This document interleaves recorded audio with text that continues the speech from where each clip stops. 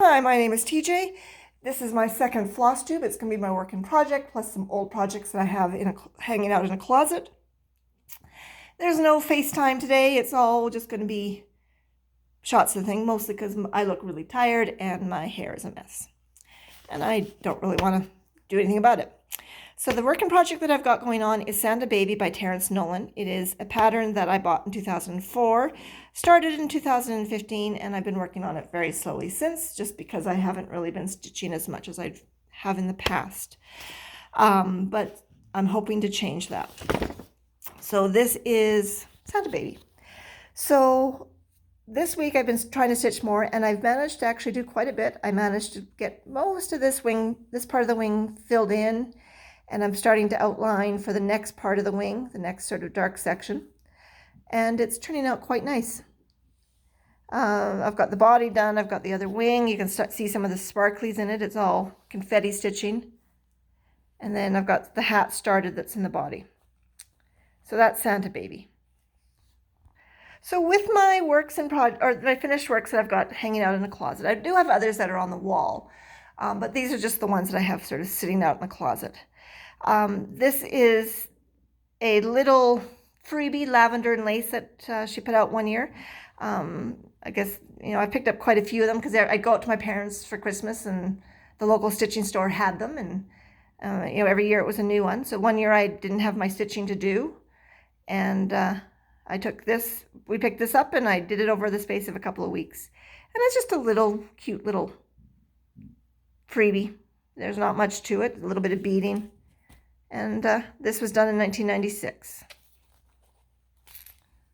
So the next one I have is another lavender and lace. This is Angel of the Sea. This one, I started it in 2006, finished it in 2007. I'm assuming that there was a break in it. I usually do have a break. I did this one as a petty point. I have done other lavender and laces petty points. I did one, well, specifically, that I'm quite happy with. I have it framed on my wall. I've seen many others. The stitching place out near where my mother lives, that used to be there, had a number of, they had someone out local that did a lot of these in petty point, and they were on the wall as display, and some of them were absolutely gorgeous. Just, she was so good at it. So I thought I'd give this one a try. It's okay. It's not one that I'll probably ever frame for various reasons. I'm not completely happy with it. I like the design, but I'm not happy with the total outcome. The stitching is okay. The body turned out okay. I used beads where most of the time you don't really do that with petty point just because of the way they fix, but they're not bad. They turned out okay. And in here I use like a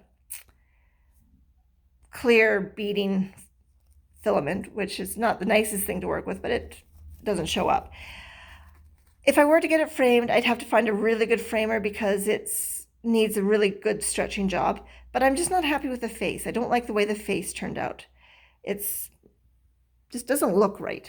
So like I said, it'll probably never leave my closet. My most recent finish that I did was Teresa Wensler's English Cottage Sampler.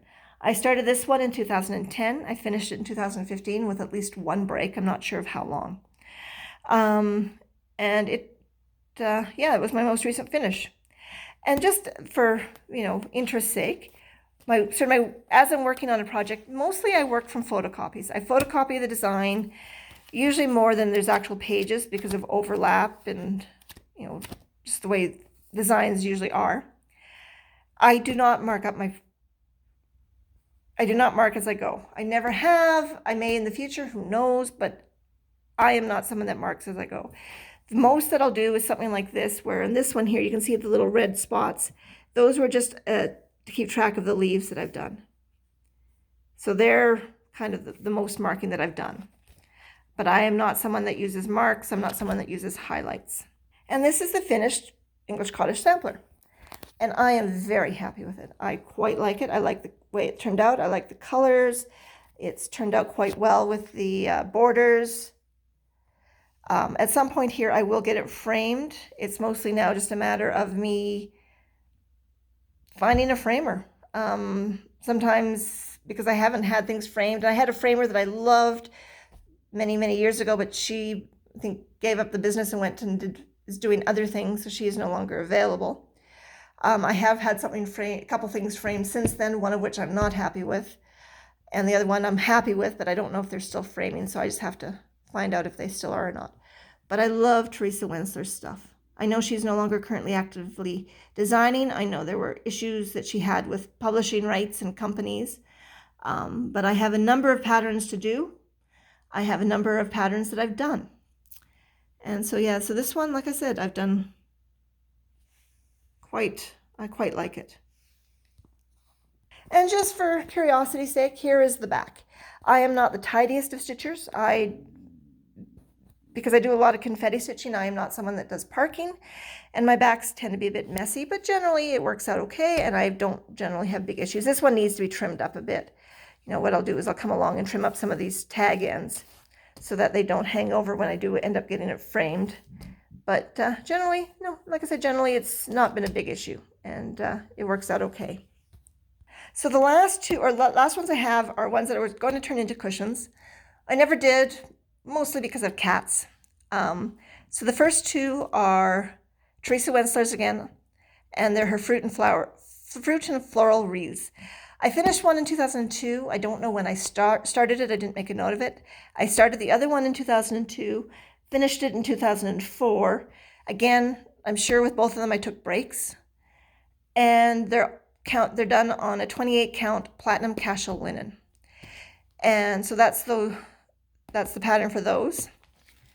Now these I did a little bit differently. They are actually four strands over 2.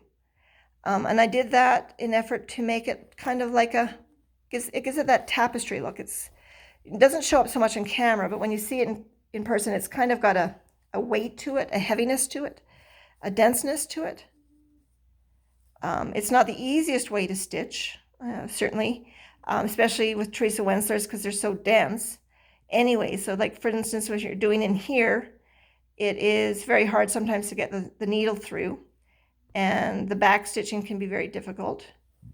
But it does, like I said, especially for something like this where the goal is to make a cushion, it gives it a very dense quality.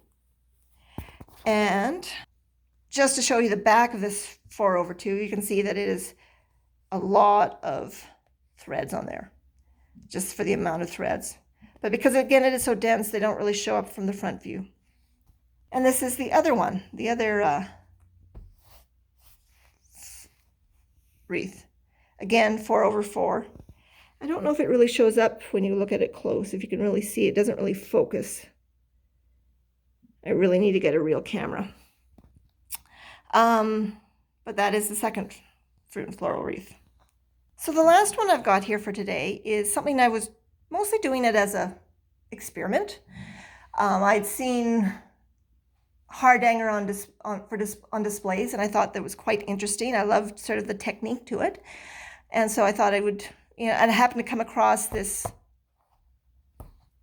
beginner pattern book, which beginner technique one, and I did this actually fairly quickly over a month, space of about a month, in what, end of 2006? Where's my notes?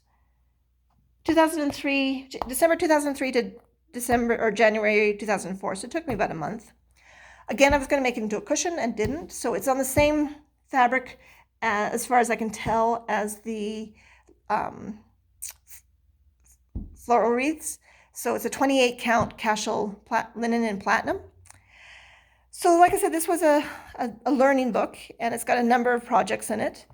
And it's got nice basic instructions on the techniques, how to do the stitches, how to do the cuts. And let me tell you something, the first time you do a cut, it's nerve-wracking. It's nerve-wracking that I was convinced it was going to fall apart. And so traditionally, hardangers, from my understanding, and I could be very wrong, is done like on like. So white threads on white linen, cream threads on cream cloth, that kind of thing. I know you could certainly do it different. There's no reason why you can't, but that's traditionally. So I did cream on cream. And the design I picked, of course, was the most complicated one. It was this one they called Elaine. So as you can see, it is all cuts and holes and eyelets and the whole bit. And this is how it turned out. And I am quite happy with it for a first time.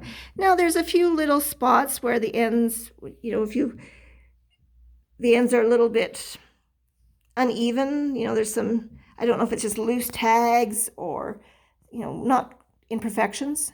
But for first time, I think it turned out really well. You know, I've got all the hole cuts, I've got everything there. And that is the back. It's actually, for me, quite a tidy back, just because of the nature of the stitching. So those are my projects that I've got done, that I haven't done anything with. Maybe one day, some of them will see the light of day and come out of the closet. For now, they're going to be there. And like I said, at some point here, I might show you the ones I've got on the wall. But that is what I've got. I hope you enjoyed.